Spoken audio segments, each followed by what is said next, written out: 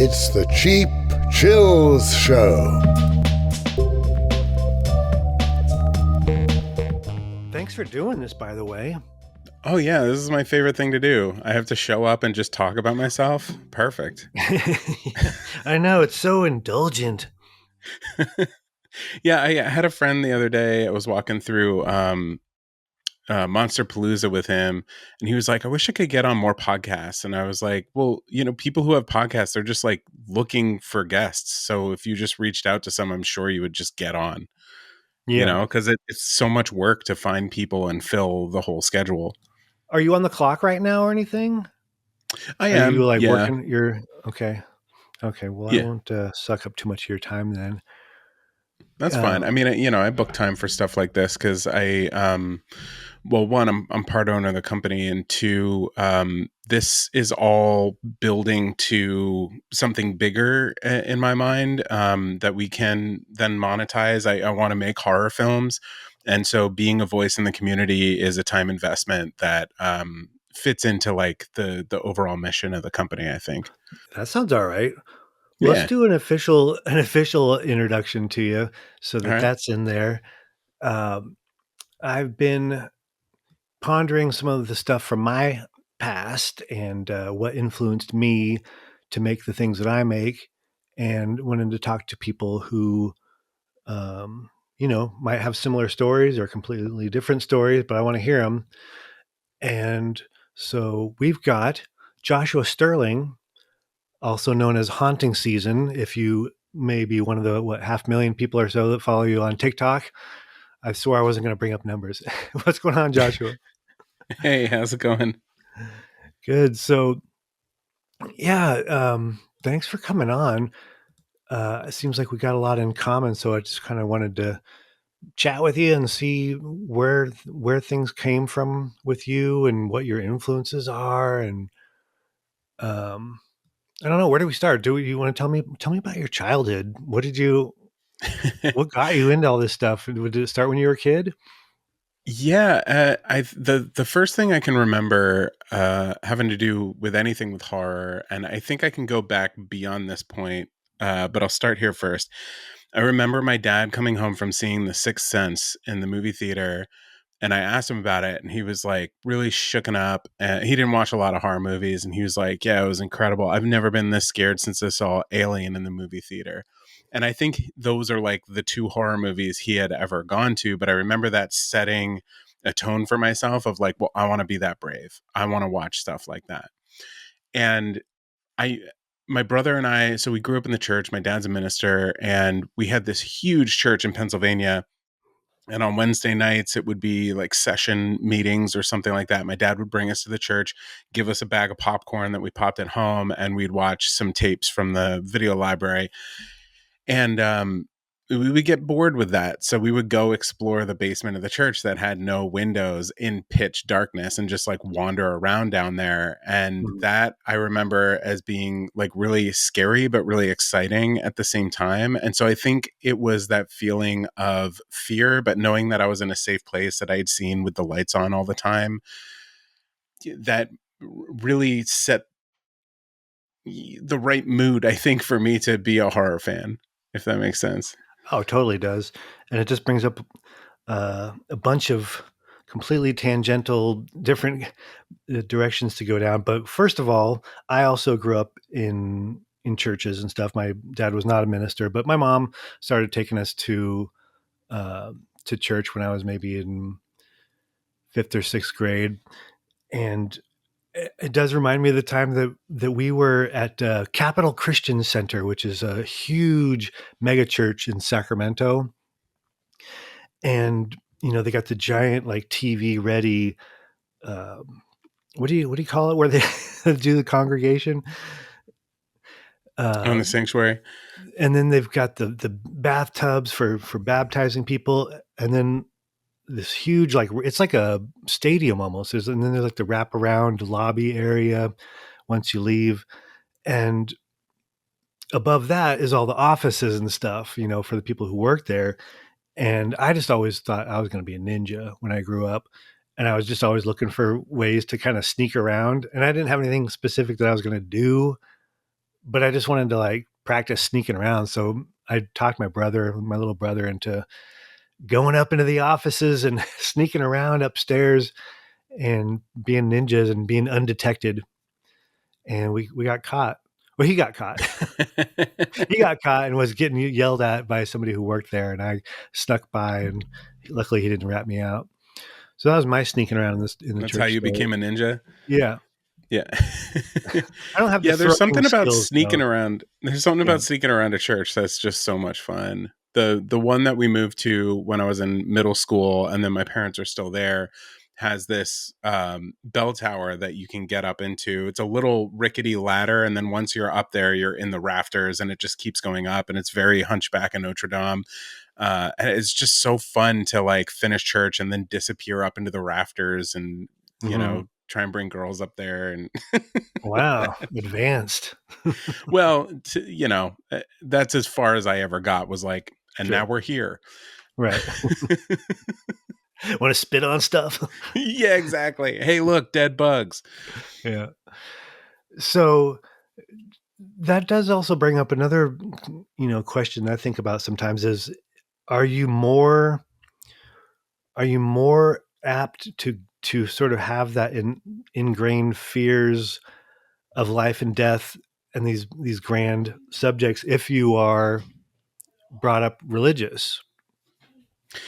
Maybe, because I do remember distinctly being in church and listening to the Lord's Prayer and being like, wait, what about going to hell? What about dying? And it like clicked. And I think I was in like fourth or fifth grade. And had that not been, I mean, everybody around that time, I think, experiences like a dead goldfish or something. But there is an existential dread that comes with the churchness of it all, of like heaven and hell and good and bad and sins and all that stuff, that I think is a lot heavier than just coming to terms with like goldfish only live a couple of weeks. Right. It's like the stakes are higher. Yeah, I had one of those. Everybody remembers their fever dreams, right? The worst of the nightmares when you're a kid, and mine were always based on whatever I had seen on TV that night. Hmm. And my dad had on one of the made-for-TV movies about Jesus and about all that, like his life and story and crucifixion and everything. Um, and that night I had this dream that like the earth opened up and I started falling down into hell. And I'm just Whoa. like, wow. And there was like, it doesn't make any sense outside of anybody else, I'm sure, but there was like this pattern of sound that went from quiet and slow to like louder and louder and faster, just like the sound of anxiety and panic growing, Yeah. and even sometimes I would, in my young life, I would hear that kind of pattern again of a sound, and it would just completely freak me out. But the point is, yeah, the things you can be afraid of when you know these stories are just so much bigger, I think, than otherwise. Yeah. Yeah. And then like getting into horror movies, it almost was like I was so scared because of how my dad had reacted to those two films, and because of, yeah, maybe all of that existential dread. But then you watch it, and each time, and this still happens for me, because I discovered The Ring was my first, like, in the movie theater, that I was like, I'm going to be so brave and go see this by myself. Mhm. And I loved it. And it really did scare the pants off of me. But as I went into, Signs by M. Night Shyamalan and Poltergeist, I realized like, oh, there's a lot of fun in this also. And then, as you grow a little bit older, the scary stuff is harder to hit that fear level, but you're starting to see all the storytelling that the writers are putting into it, and like their comments on society and socio-political issues, and even just like our own psyches. So I think that's what's kept me connected to it all these years, is that I keep coming back to the films that I love and getting something new out of them, even though they're not quite as scary anymore. Sure. Has there ever been anything where you just feel like that was too much and kind of wish you could unsee it? Oh, for sure. I ran into Damien Leone at Monster Palooza the other weekend, and I told him this. Terrifier scarred me. and I wasn't quite sure why I watched it, and I wasn't quite sure that I enjoyed any part of it. And so I didn't go see Terrifier 2 in the theater. And now it's one of my biggest regrets because I watched that movie and I got so much out of it. I saw, depictions of grief and loss and how they were translated into the characters of Art and the little pale girl. I thought that the gore was justified and it was artistic and done tastefully, as opposed to the first film. I think was a lot of like shock and Hmm. terror, and it felt like a lot of violence against women. And so, while maybe I'm like, oh, I wish I hadn't watched Terrifier, because still some of the imagery in that movie I feel like we're just there to harm the viewer. And maybe, I'm missing some stuff out of it. Everybody gets something different out of it. But Terrifier 2 I thought was phenomenal, and it's like one of my favorite viewing experiences I've ever had. Interesting. Do you feel like there was something more personal about the things that happened in Terrifier 1 that just clicked for you for some reason?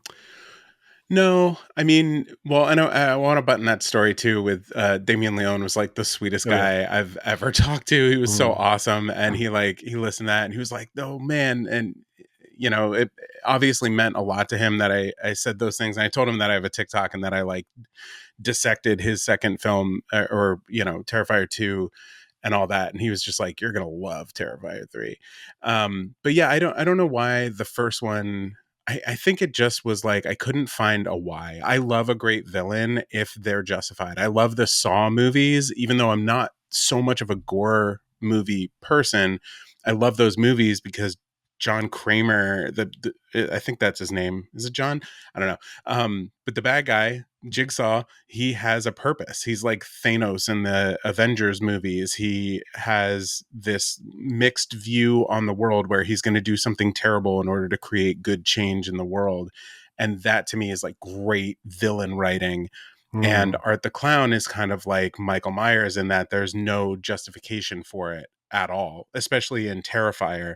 It's just horrible things happening to good people, except all the people happen to be women for the most part. And so I think it just was a little like maybe he hadn't quite found his voice yet, or quite figured out what he wanted to do. He just knew people wanted more Art the Clown. And it feels like he really just nailed it with the second film. Okay, I haven't seen any of the Saw films. I'm a scared. I They're I kind of think camp. They're kind of I think camp, especially at this point. when things are too like dehumanizing, it kind of freaks me out, especially when it's just like actual people doing it instead of some kind of monster or ghost Yeah. doing the troubles. So I just remember seeing the commercials for the first Saw and being like, "Oh, fuck that!" The first Bunk. three are like great mystery films with solid twists at the end, and then they start getting into kind of torture porn territory where they got like a whole lot more money, and so they could do way more graphic things, and the characters become a little more two dimensional. But yeah, the definitely the first and the second I would say are worth watching because they're not as a lot of stuff happens off screen. It's all suggestive because Mhm. they didn't quite have the budget to do a lot of it, which is also my favorite kind of horror where your Right. mind just fills in the gaps and you're like, I can't believe I saw him cut his leg off, and they're like, well, actually no, you just saw his arm going like this. Oh, totally. You know what that reminds me of is one of the first times I remember seeing something scary on screen, and realizing once in the age of YouTube that you could look this kind of thing up, that I didn't see it at all. Oh crap! What was the name of the woman from All in the Family who did all the home correspondence ads? Remember that? Anyway, I don't. uh, I think I'm older than you. Sorry. She was in this made-for-TV movie about a deaf kid, and in the '70s, it just was a different time, and they were kind of slower to figure these kind of things out, and they thought that he was like maybe special mentally or something, and they're Mhm. trying to figure out what's wrong with him, and he at one point gets scared of Spider-Man because his brother is watching Spider-Man on TV and knows that Spider-Man's a hero. But when you're deaf, you don't understand the story. You're not taking it in, and all he knows is Yeah. there's this weird character on TV. And he, excuse me, he took his brother's 12-inch Spider-Man figure, the ones that were kind of like the old GI Joes, and Yeah. he's got his own outfit on and everything. He took it and he put it in the oven and burnt it. And I just have this visceral memory of like them taking Spider-Man out of the oven and him being all melted and charred, and that was pretty terrifying to a 4 or 5 year old. But none of that was on camera at all. They just kind of take some smoking tray out. Yeah, yeah. Oh, that's Um, wild. The brain is such a crazy thing. hmm But back to stuff that's way too scary for grown-ups. Um,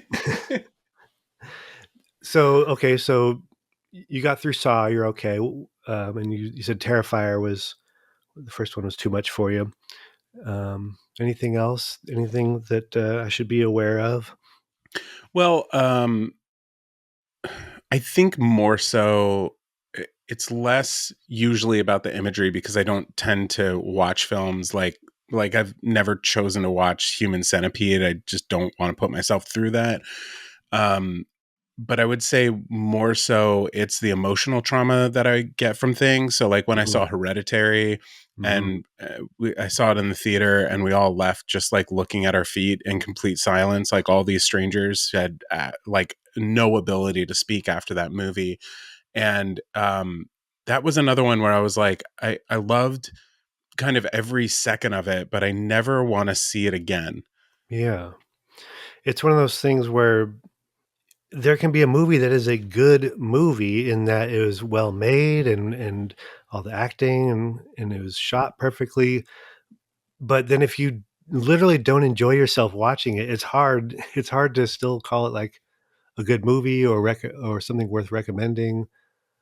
Yeah, like Civil War was another one. I know that's not horror, but I went and saw that in the theater in the Dolby Theater where with the extra speakers and everything. Mhm. And by the end of it, I was in literal shock. From the gunfire sounded really real. The way that they take photos in the because it's about a photojournalist, the way that they show the photos after she takes them, like right in the middle of the combat, makes it confuse your brain almost a little bit and to think that it's real journalism and not fiction. And Yeah. then with the end, and I won't spoil anything, but they're, you're in the height of action with like tanks and grenade launchers and all this stuff. And the sound of it all is really masterfully done, but to a point where again your brain gets confused. And I think I was crying at the end out of just sheer relief that it was over. But it was also one of my favorite films that I'd ever seen because I had never seen a story like that portrayed on the big screen about photographers. And I'm someone who loves photography and does that. Um, not quite as journalism, but through work, I get to do it occasionally in a journalism type way. So it just felt like a personal kind of connection to it. But I got home and I was trying to squeeze an orange into a wine glass, and I was still kind of in shock. And I squeezed the wine glass instead, and it just exploded all over the kitchen. Whoa. And so Wow. like that again is another movie where like the emotional trauma of it, I don't think I'll ever watch it again, even though watching it was like cathartic almost because I was meeting these characters that I never thought I would get to see on the big screen. Wow. I'll have to decide on that one at some point, but I know that the It A24 might play movies, different in the home theater. yeah, the A24 movies like really can get to me in a way that other stuff doesn't, and I'm not totally sure why. And it's a great example of like being really impressed by a movie and saying, "Wow, that was really good." I don't think I enjoyed myself, but like, but it affects you. So it's an effective movie. The one I was thinking of when you were talking about that was, It Comes at Night. Have you seen that Oh one? yeah. I mean, they filmed that before the pandemic, 3 years before COVID, and there was just so much in it that was resonant to what we went through with the masks and the not wanting to touch things and the trying to keep track of what touched what, all that kind of stuff, and then the Yeah. paranoia that comes with it and the building paranoia in these people. And then, yeah, not to spoil anything, but just the ending is just like the worst thing you wanna see, really. Yeah. Yeah, that can be tough. I don't know, but at the same time, I kind of seek out movies like that because I love, like the movie The Lodge seems like your typical sort of like stepmom or dad's girlfriend is there and the Yeah. kids don't like her. And so there's hazing and it goes a little bit too far. But again, won't spoil anything. The ending of that movie just leaves you in absolute and utter like shock Hmm. and, uh, it's really hard to process. They're they're grim. They are grim endings. Yeah. I mean, the one that killed me was Under the Skin. Is that it? With Scarlett Johansson. Scarlett Johansson. Yeah, where Yeah. she's the alien, and just so much goes unexplained with what she's even up to. You know, she's literally not a human, and her whatever her cohorts that are kind of helping out the motorcycle guys Hmm. are also not human. And they that beach scene where there's like the remote Scottish beach and there's nobody else on there except one surfer and one young family. That just killed me because how do you talk about this without spoiling things? They that young family does exactly what my family would do. Also a mother, a father and one kid, you know. Hmm. And the dog goes out swimming and can't get back and the mom goes after the dog. My wife would absolutely do that without even like saying anything to me like I'm going to go Yeah. save the dog. She would just go running to save the dog and then of course I'd have to go save her. And then what happens from there? And it's like they're so inhuman, these aliens. Of course they're inhuman, but to see that level of inhumanity towards a kid, you're like, oh Jesus, that is dark. Yeah. Yeah, 2 more that popped into my head, and now they're gone. Speak No Evil, which they're remaking, and I don't see a reason why. The original has Javier Bardem in it and is pretty perfect as far as you could make a film like that perfect. It just grades on you, especially if you're a parent, which I'm not, but I do have a love of kids. I have a lot of nephews and nieces, and I just think children should be protected as much as possible. And to watch a movie where they're not, and the parents continue to make bad decisions because they're pushovers. I'm also a pushover, so I think that movie resonated really hard. People tend to, Well, if stop I'm it. not careful, can easily push me around. Yeah. But yeah, that movie just it ended, and I was like, yeah, really well done. Wish I hadn't watched it. Um, ugh. It's amazing what when you have a kid, what entertainment just is not feasible anymore that you were fine with, you know, and it's the child endangerment and child killing stuff that you're just like, no, can't watch Pet Cemetery anymore. Turning this off in the first 10 minutes, right? I don't I think think my it's son was. part of getting older too, and Yeah, like my yeah, wife and I love like a cult documentary or series. I love a true crime that doesn't get into it. It's more about the psyche of what happened rather than like the horribleness of what happened. But anything that involves children, I cannot put myself through watching it. Mhm. Yeah, you're right. Like it is also just the empathy that can um, be developed, hopefully, in most people as they get older. Doesn't seem to happen for everybody, but Yeah. yeah, something happens kind of instantly when you have a kid. My son wasn't even born yet when I tried watching Pet Cemetery last time. He was still in the womb, but I was triggered by that. You know I what's hadn't funny given about up. that movie too is I saw before I saw the original film, I saw just the clip of the kid and I mean this can't be a spoiler, right? I think it's in the trailer, but the truck and the shoe. I saw that scene when I was like maybe like 20 years old and thought it was the funniest, dumbest thing I Mm, had ever seen. And then watching the film as an adult, I was like, oh God, yeah, I can't even imagine what those parents are going through. right. God, and that's why they send 20-year-olds off to war, right? I mean, Yeah. you're just like at that prime age to like have all this aggression and muscle mass and zero empathy for anybody. So you think you do, that's the problem. Yeah. Well, let's take a quick break and we'll get back to it with Joshua Sterling.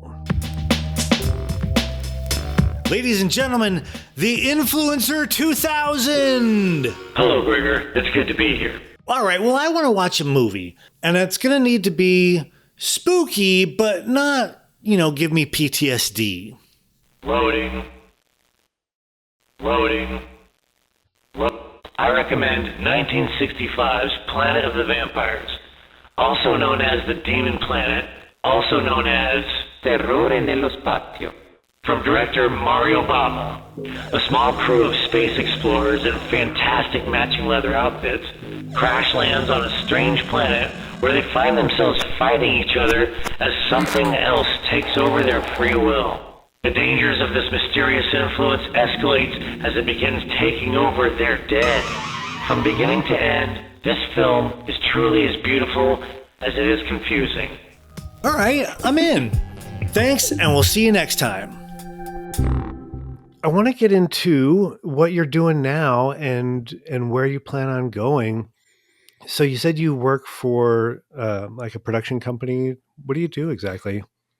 Yeah, we work in rare diseases. We're a patient engagement agency, and we create podcasts, documentaries, content, and live events that help take kind of the most difficult learning parts of joining a community with a bleeding disorder or a rare disease, and kind of bake it down into entertainment so that it becomes something that people can ingest more easily, and help to build community around, I think, is the most jumbled possible way of saying it. The coffee's still kicking in this morning. But yeah, in short, that's what we do. And it is the most fulfilling work. It is my career, not just my job. I believe in this with my whole heart. And I've been connected to just the most incredible communities. I've been able to travel the world with this job, making documentary content and meeting people one-on-one. And it's helped me grow as a human being in just the most extraordinary ways. Amazing. So how did you get into that? What got your foot in the door on that? Totally by accident. I went to school for musical theater and I graduated not wanting to be an actor anymore. I tried directing. I didn't quite have the vision for that. And so I just lived with my parents for 2 years and was like oil painting and watching 6 Feet Under, uh, and wondering what I was going to do with my life. And I was making these stop motion videos, with like Legos and stuff. And someone who I acted in a film with in college said, "Hey, at our school, we're touring with this film that I helped produce. You should come watch it." And it was my boss's first feature film. And afterwards, there was a Q&A. I was the only person really asking questions. I stayed for 3 hours and talked to him. And at the end of it, he said, "I'm selling my DVD on the boardwalk this summer. I'll give you a cut of anything you sell, and I'll put you up in a house that opens up onto the beach for the entire summer if you want to do it." And I was like, "Yeah, I'm not doing anything else." So I went and did that for the whole summer and was shooting stuff on my handy cam and editing it together. And he just saw the hustle. And at the end of that, he was like, "Hey, I think you need to get out of New Jersey. I want you to move into New York with me. You can live in my apartment for up to a year. I'll feed you. I won't charge you rent. And like help you get your feet on the ground." And I thought that was weird. So I said no. But we stayed in touch. His brother ended up hiring me at a small production company where I really learned the basics of filmmaking, which I, had been teaching myself. I've been using Final Cut since I was maybe 16, and shooting video and editing it for like church stuff and for skate videos and little short films that my brother and I would make. And so it just was a natural fit. And so he believed in me. And when it came time for me to move past that first job, I went freelance with him. he went by coastal, and so I took over all of his clients. And then when they were able to start hiring people at Believe Limited, which is where I work now, I was the second hire. I helped move the first hire, who was a friend of ours, across the country, and like 6 months later followed him back. Man, I always wished that I was. I didn't even wish. I assumed that somebody was looking to do that with me and be like, "Here you go, son. Here's what you need to. Here's what you need to learn. Here, I'll show you it all for free." And that sounds pretty good. I feel very lucky, and I know I busted my butt and worked really, really hard. The first 10 years were basically on call 24/7, 365, Mhm. and involved a lot of work to build this thing from the ground up. But I do still think in my mind in a lot of ways that it was sort of gifted to me. And so anytime that anyone has questions about production, I'm actually meeting somebody for lunch today that wants to get into documentary. Did the same thing 2 weeks ago. I just love to gift as much as I can back to the world, because if people like me can be given the opportunity as a young actor who doesn't want to act anymore, and Mhm. I can be a part of something so incredible as the work that we do on a global scale now, I just would love to be a small part of making that happen for somebody else. Yeah, and it's just so obvious that you have that drive and ambition in everything that you're working on. I can't imagine the full-time job and then all the other content that you're doing. So it totally makes sense that you've kind of always had that. Where did that Yeah, come from? and you have to learn as you get older too. Like your 20s are wild, as we were just talking about. You're kind of just like, taking somebody else's Adderall and hitting the streets and getting Okay. shit done. But then, you get into your 30s and you start to realize, like, oh, mental health is a really huge key part of this, and I can't just be crashed on the couch in total depression in January and February.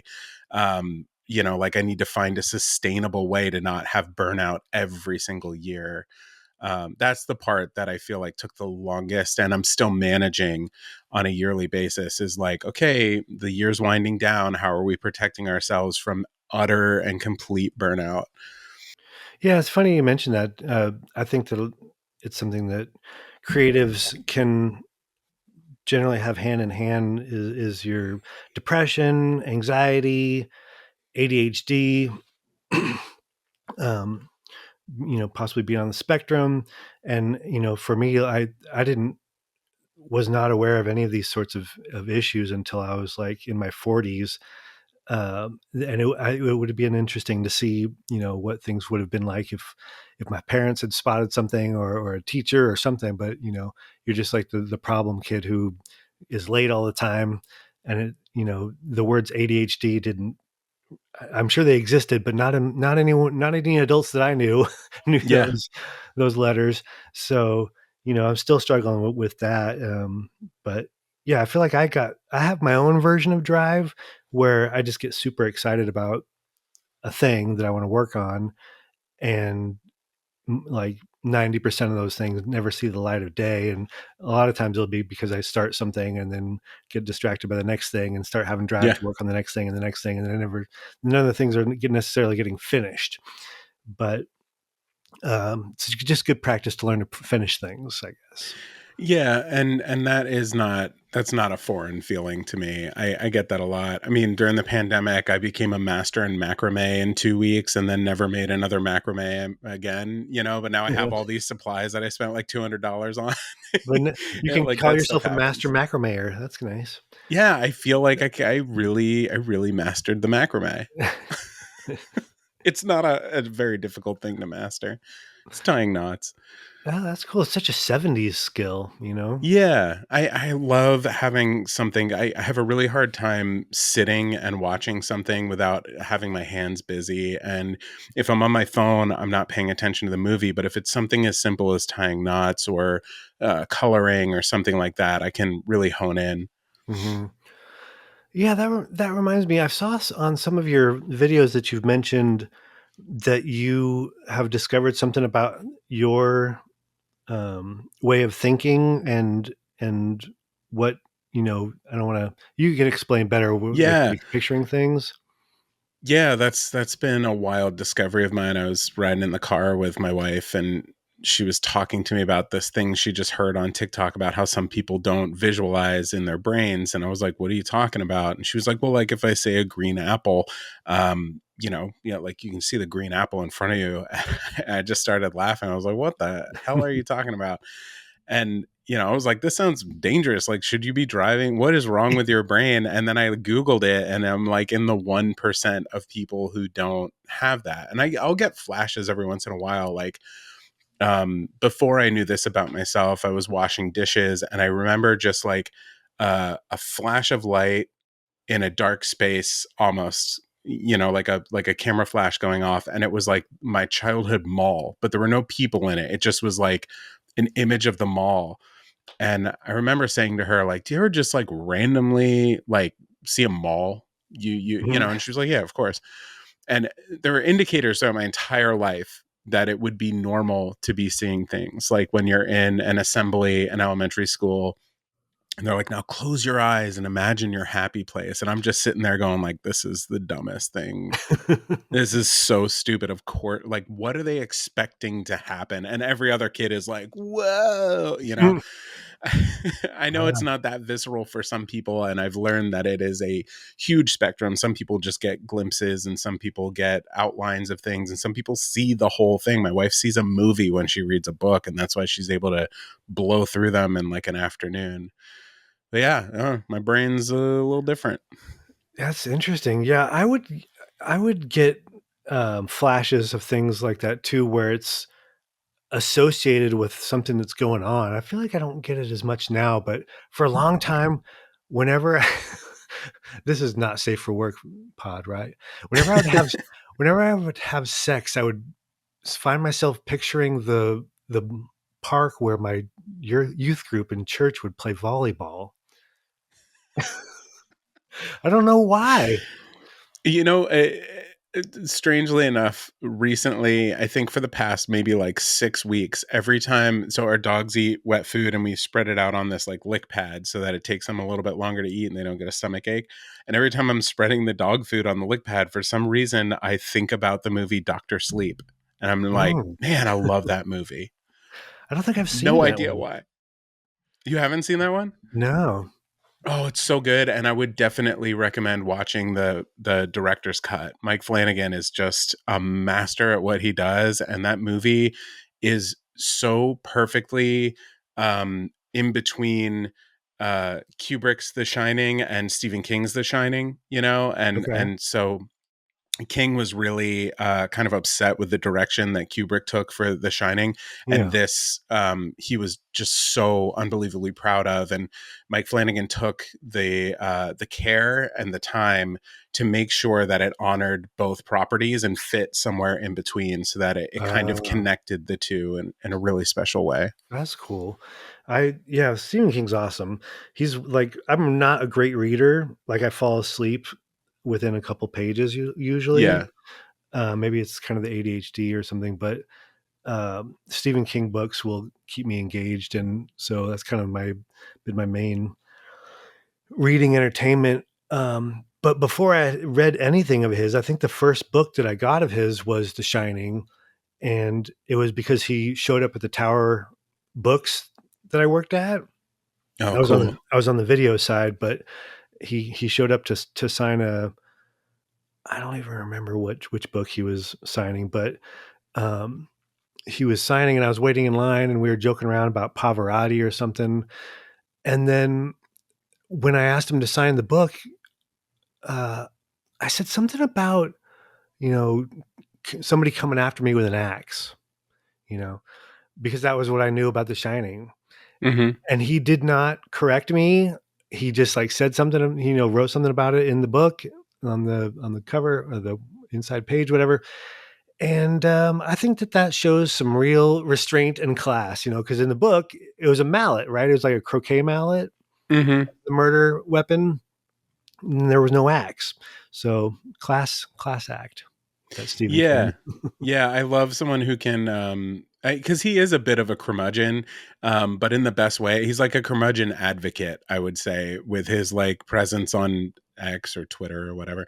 But he's not like a grumpy, miserable person. He truly loves like cranking out 6 pages a day and writing more novels than most people will ever be able to read. Right. Yeah. I mean, talk about drive. I don't know. I don't know how he does it. It's unbelievable, living the dream. And I think early on, a lot of cocaine.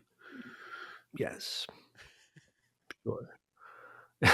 Cocaine and alcohol. And it's like, I was just looking at something about a study where nicotine does actually help, like smoking actually helps with the symptoms of ADHD. The problem is it's like it's a medicine that is going to kill you and is addictive. So that there's Yeah. drawbacks, but it does actually help. And I think a lot of people have, you know, found their ways of self-medicating and getting through life. And it's not ideal, but maybe that's kind of just what worked for him at the time. Yeah, well, and now he's sober. And actually, interestingly enough, Doctor Sleep was the project that caused Mike Flanagan to become sober as well while working on it. Yeah, yeah. No, I've been sober for 7 years, basically the lifetime of my son. But it was just it was never a good fit for me. You know, I tried to Same. like I tried to be like a partier in the tens when I met my now wife, and we would be like a 2-person party all the time. But she could handle it, and I couldn't. You know, so just 2 or 3 drinks, and I've got a headache all the next day, and I'm throwing up, and just was never a good fit for me. Yeah, I'm a year and a half in with my wife, and it was the greatest decision we ever made. We've never been happier. We've never been closer, and we've never been able to wake up more easily. Yeah. Oh my God. Not to get too graphic, but yeah, I mean, there'd be mornings where you ate something that wasn't the best thing to have eaten when you're going to be planning on throwing up, you know? And it's just Yeah. like cement coming out, and you're like, oh, this is how people die. I get it now. Well, not to mention you hit like, I think it was like 34, 35, and suddenly a 1 day hangover becomes a 2 day hangover, and that is just unreasonable living. To go out on a Friday night and then your Saturday and Sunday are both blown. Forget it. Mhm. I'd rather just never drink again in my life. Yeah. And when it doesn't even matter how much you drink. If it's causing problems, then it's a problem. That's what I had to kind of come to terms with. And I never went to any 12 steps over it or anything. And Yeah, no, we're not I addicts. might have a mead every once in a while or something. But um, I went and did a freelance gig once. This is probably the biggest problem that it ever caused. I went and did a freelance gig at a company that I won't mention any names, but Bay Area company. And if you need to search anything, you're probably gonna go to their website, you know. And they were doing this party kind of thing where they would work on a thing, and they needed illustrators to illustrate things right away that day for their Mm, project. And then when it was all over, they had this lavish party, and it was like medieval themed with games and people in knights armors, and I don't know if there was horses, but it was a lot. It was a lot of medieval stuff. And there was just a wine a flowing, and free yeah. food and free wine, and everybody, all the people who worked there were drinking and having a good time. And me and the other freelancers who were like friends for a day there kind of partook as well and got all pumped on, wow, free wine.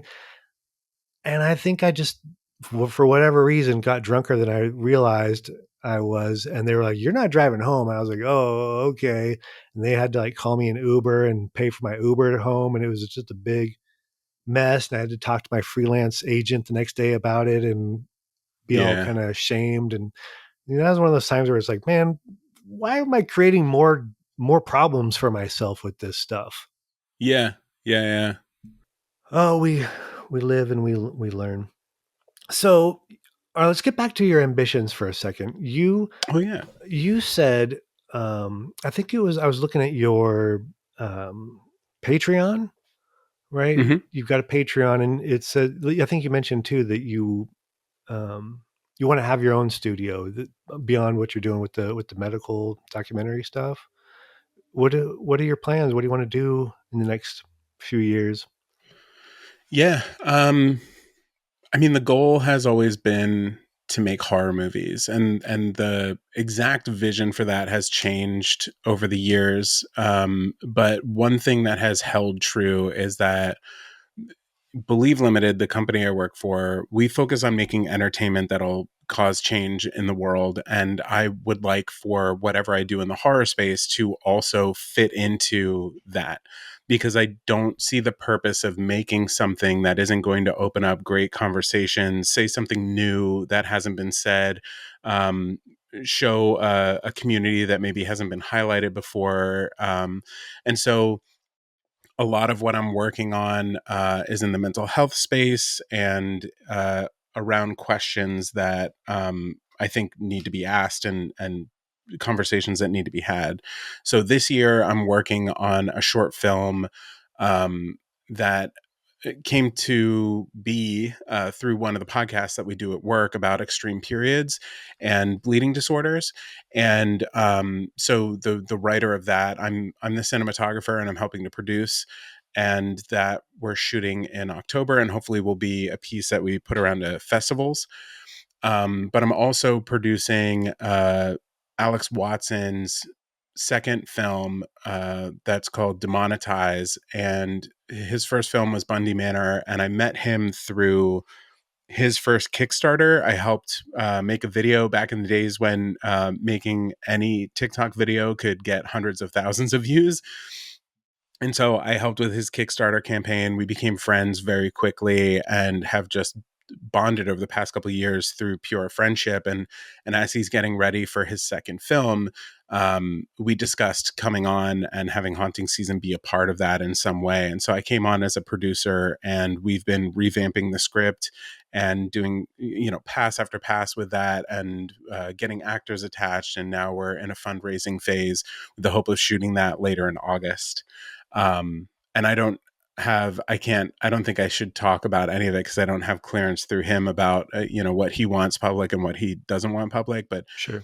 I have a script that I've been working on that we will then focus on afterwards. So it'll be a sort of like, I help him and his group create this film, and then he's going to help me and his group will help me create my film, that sort of thing. And so hopefully that is the beginning of a very small snowball that will eventually get us into making these films that have purpose and drive behind them to open conversations. That makes sense. Some mutual back scratching, right? Yeah. That's one of those things too where I have trouble. And you're in Southern California. Mm-hmm. I think it helps to obviously be surrounded by people in that industry and everything, of course. But just in general, it seems like very hard to like let go enough to collaborate with people sometimes. And when people have their ideas they want to contribute, I feel like an initial pushback sometimes, but that's something Yeah, I'm working towards being better about. that was one of my earliest big failures, I think, because I started Haunting Season in 2013. And for 2013, 2014, I posted a video every Friday. And I mean, talk about burnout. That's exactly what happened and why I stopped for 7 years until really right before the pandemic hit. But I had the drive back then to do this. And so I started writing narrative scripts, and I got people together for the first one. And I couldn't two things happened. One, I couldn't wrap my head around the collaboration process of filmmaking, which is an essential part to making a film because you can't make it on your own, Right. Especially on a scale that anybody's going to watch outside of YouTube. I mean, there are some truly incredible single-handed do it all themselves people on YouTube, and I watch their stuff and I'm like, I hope you're okay, because I know how much work it is. But yeah, I think that caused the project to fail in one way, and then the other way was we were shooting in February outside in New Jersey, and it was freezing, and I was so worried about people enjoying themselves and having a good time and being comfortable that I didn't we didn't get enough footage, and I just fell on my butt with that project, which is an essential part of being a creative, right? Is failure and then learning from that and getting back up and going back out. But yeah, my first project, which I actually found the script for like yesterday, which is weird. It's sitting like right there. It was like a zombie thing. Yeah, it just never, I don't even know where the footage is. Like we shot for an entire day and then I gave up because it was like not what I wanted. Yeah, that's hard because then that feels like that's the one thing that would actually make somebody disappointed in you or um, hold a grudge or whatever, is the fact that nothing came of it. Where if you can be in the moment and be like, yeah, this is uncomfortable, but let's all like make something. I think it. But that's the kind of thing you got to learn. You like you said, learn in the moment and do better next time. Yeah. But I've definitely been there asking people to participate in something and then it just doesn't quite gel into something that I want to do anymore. And I'm like, well, I feel really bad that I kind of wasted their time or I think that's why I like being a cinematographer and a writer and a storyteller, but I don't like being a director because as a cinematographer, I can help bring the director's vision into fruition, and I can discuss with them the limitations and the barriers and the time constraints and all of that. But I can also offer suggestions when I see them getting stuck. And so that is like kind of the perfect place for me to fit because I don't have that visual mind to be able to stand back and look at the 10,000 foot view of an entire project, but I can okay. focus in really, really well on what's happening in front of me and problem solve really well. And sometimes a director who has this incredible internal vision in their mind can't focus in 100% on what's happening in front of them because they get all clogged up in the visuals. That makes sense. Yeah, I was going to ask, like, you're in a visual medium, you know, how does somebody with visualizing issues make something that's so visually appealing? I mean, all your stuff on social media looks amazing. So it's interesting. It makes sense. It's sort of like putting things in front of you and like a puzzle problem solving with what's actually in front of you to make it look good. Yeah, the term I came up with for myself was a reactionary artist. And so I am my best self when I'm reacting to what's in front of me and actively problem solving the situation. When we're thinking about it ahead of time, I'm often just and not able to tap in, and I'm like, nah, I trust you guys. I trust you guys, and I have to let go in that space where I'm just like, I'm just gonna figure it out when we get there. It's almost like being a real-time editor in a way, Yeah, working with yeah. what's in front of you. Interesting, interesting. Let me see if I want to make sure that we don't miss anything before I let you go here. Um, that's got to get cut out. Tell me about ghost hunting. You've done some ghost hunting? Yeah. I downloaded Twitter one day way back in like 2013. I had no idea what it was. Someone in Minneapolis downloaded Twitter on the same day, and we tweeted and somehow tweeted at each other. Neither of us really understand this, but we got into like a little feud because we thought that the other person was talking at the other person, and it turns out that she and a group of children's book writers go ghost hunting in order to inspire their work. And I was like, oh, that's really cool. And I have a cousin in Minnesota, and she was like, come visit sometime. And I was like, how's next month? And so I just flew out there to meet these random people and go on a ghost hunt. And it was one of my favorite experiences to date. And so I started going out there every 3 months and going on ghost hunts with them for like, I don't know, like 2 years. It was so much fun. I learned so much. I shot all the footage like documentary style because that's what I do, Mhm. and I have all that footage, and I've never quite figured out what to do with it. I've released a little bit of it on the internet, but I think it was more about the experience for me than really trying to create something out of it. But yeah, Yeah. it's really fun. Yeah. Well, like what sticks out as something that's happened? Um, I mean, so much of it is personal experience, and a lot of it is being tired at 2 o'clock in the morning and staying up all night and being in places with the lights off and hoping for something. And they were really good about approaching things with a scientific mind of like, let's do everything we can to prove that what's happening is not happening. But the most startling moment, I think, was we were in this it was a hotel now, but it used to be a poor farm up in Minneapolis, where just anybody who was poor, they'd basically be put on this farm and they would work for their meals and then sleep there. There's a lot of people who maybe their husbands died, and it was before women really had opportunities that they have now. And so women and children mostly were living there, and people with mental health issues. And they gave us a tour of the grounds, and they showed us uh, basically when people died there, they would just wheel them out into the woods and bury them in unmarked graves. And since with the technology that we have now, they were able to identify and number the bodies, but like we'll never know who they were. And so we like walked these grounds, and then we started doing the investigation, and immediately there were bizarre things happening with people's emotions.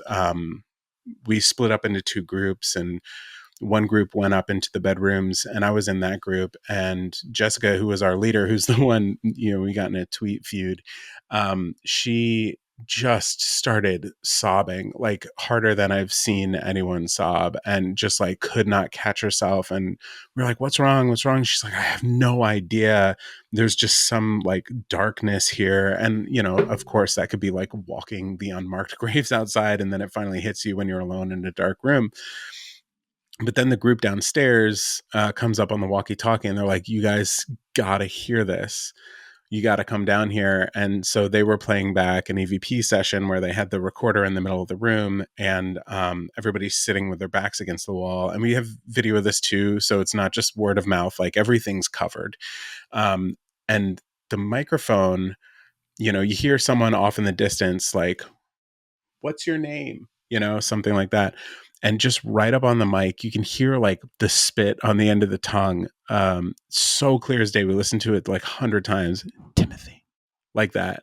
And it was clear as day.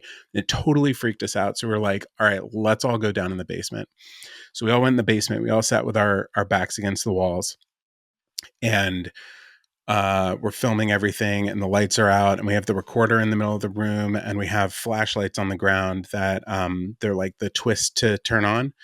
And so what happens is if you put them at like a hair trigger, right at the place where they could go on, they could go off. What happens is the coil on the inside, because of the battery, will heat and cool down. So it'll turn on and off by itself occasionally. But if you can get it to do it on command, then it starts to become like, oh, interesting. So is somebody answering through the flashlights? And if you can get multiple ones to happen on command, then it's like, well, this is a little bit more than coincidence, right? So we have 3 flashlights on the ground, and we're asking questions. Nothing's happening. We're down there for like 10, 15 minutes. And then all of a sudden, everyone at once feels the temperature drop significantly. And that's when things started to happen. And so for the next like 20, 30 minutes, we would ask questions, yes or no questions, and 2, if not 3 of the flashlights would turn on at the same time. And then when we'd ask them to turn it off. And it just like, it was happening so frequently and without, without randomness, it felt like way too real to explain away. And so that to me was like the peak of doing all those investigations. That sounds pretty intense. I've had a weird relationship with ghosts. I would say I'm a skeptic, and I think maybe part of it is because I was raised by like a mom and her dad. They were both really into all kinds of paranormal stuff and alternative medicine and all that kind of stuff before it was cool, back in like the late 70s and early 80s, like, and we moved into this old house when I was in first grade, and my grandpa came over and said that there was like spirits in it or something, and then Mhm. like the lights would flicker and the doorbell would go off at random times and stuff. And so they brought in an exorcist sort of person to like exorcise the house. I don't know where my grandpa found this guy, but he came by one Saturday and he was like in a wheelchair. That's all I remember. He was kind of a middle-aged guy in a wheelchair, and they decided that the main energy that needed to get fixed or whatever was in the basement. And so they like carried him down the stairs into the basement to do whatever they needed to do down there and then back up. The doorbell going off was just because it was raining. Whenever it would rain, that would happen. So I don't that was the explanation for that, but I don't know what they sensed. My grandpa would go around with like bent up coat hangers, like the wire coat hangers, Yeah. binding rods, and Yeah, dowsing rods. they would find like books, and some of the random stuff had been left behind when we moved in. There was books or beer cans or whatever still there, and he would come up to them with the rods, and they'd open up. Oh, there's an energy field around this. I just remember being like 8 and being like, shut up. Not out loud, of course, but Yeah, I think it's incredibly healthy to be skeptical about this yeah. stuff. And the weird thing about it is like, that experience was so visceral for me and was like so exciting and so fun. But immediately the next morning, doubt sets in. And the Mhm. further you get away from it, the more your brain goes like, you were tired. Everybody wanted it to be happening, like, Mhm. you start to explain it away. Sure. But there's also times where you're just like open to or more vulnerable. I don't know. Like I went to Yeah. this house that belonged to my ex-wife's grandpa, and she was like, this place is haunted. She very much believed in ghosts because it was this old house in Connecticut, and I was like, oh, come on. And then she'd be like, no, people walk down the hallway and creak the floors at night. And I was just like, how do you know it's not? Are you sure it's not your grandpa getting up to go to the bathroom? And she's like, no, it's the ghosts.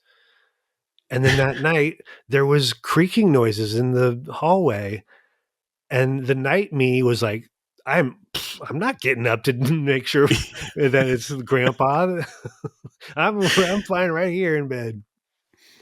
We live in a house where the landlord's parents lived there until they died. We don't know if they died in the house or not, but I mean it's a normal thing to pass away in your sleep or something, so it's possible.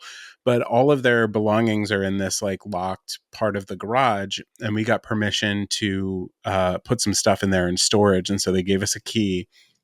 And for a little while, we were just placing things in there, but we are. It's a small house and we love things, if you can't tell from my backdrop here. Mhm. And so as we had more stuff that we wanted to put into storage and like got into the idea of like putting winter clothes away for those 2 weeks where it's actually winter in LA, and not just having them fill up the closet, I had to reorganize some stuff. And so when I went in, I very respectfully moved their stuff carefully and consolidated it all to one corner. And that entire week at night, as we were falling asleep, there was knocking on the walls. Whoa. And we have, it totally freaked us out. And we were like, that can't, it's got to be like a rat or like the pipes but it was just Whoa. like knock, knock, knock, knock, knock, knock. All right. Speaking of stuff, I saw, before I let you go, I got to ask you one more question here. I saw that you have your mailing address available, like or a mailing address available on like Yeah. your videos. Do people send you stuff? What's the weirdest, most cursed, weird, scary thing somebody has sent you?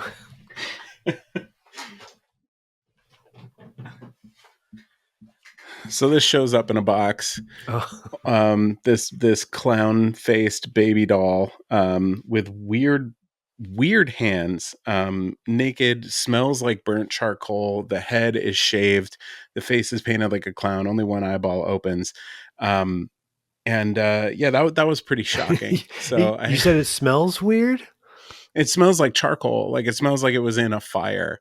Um, it turns out I figured out who sent it to me. It's a friend who lives in Utah. As a prank, but it was pretty startling to open up and there's newspaper on top, and then you open it up and it's just this baby Whoa. doll. Did you do So that yeah, thing where he went to like a different zip code to throw you off with the return address? I don't think there was a return address. But yeah, that was pretty startling. But for the most part, it's like movies and books from people who want me to check out their stuff and shout them out, and I try and do as many as possible. The books are hard for me, if I'm being honest, because of the aphantasia. I'm a very slow reader. And so unless I'm getting paid to do a book review, I try not to waste too much emotional energy in the fact that I'm a failure as a reader. But I will always try to show off the stuff that I get in the mail, because a lot of it, just like the designs are cool. And yeah. Yeah, maybe I should try that. That sounds okay. Well, where can people find you on the internets and social medias if they haven't already? Yeah, my everything I do in the horror space is under the name Haunting Season. I primarily focus right now on TikTok and Instagram. I have my original scary stories on YouTube and on my podcast, all under the name Haunting Season. And if you're more interested in the rare disease work that we do as the patient advocacy agency, that is Believe Limited. You can find us on social media, but believeltd.com is our website. And I took all the photos on it, and I've shot 90% of the video on it. So if you really want to get a feel for what my work is like, that is the place to find it. Awesome. Thank you so much, Joshua. I really appreciate you doing this, and good luck with all your projects. Keep us updated with your studio work and your film work. That sounds pretty cool, pretty exciting. Yeah, thanks. It is. It's a lot of fun. I feel very lucky. Thanks again, man. We'll talk to you next time. Hopefully you can come back. Yeah, I would love to. This has been the Cheap Chills Show. For more spooky fun, follow us on Instagram at Cheap Chills Fan Club.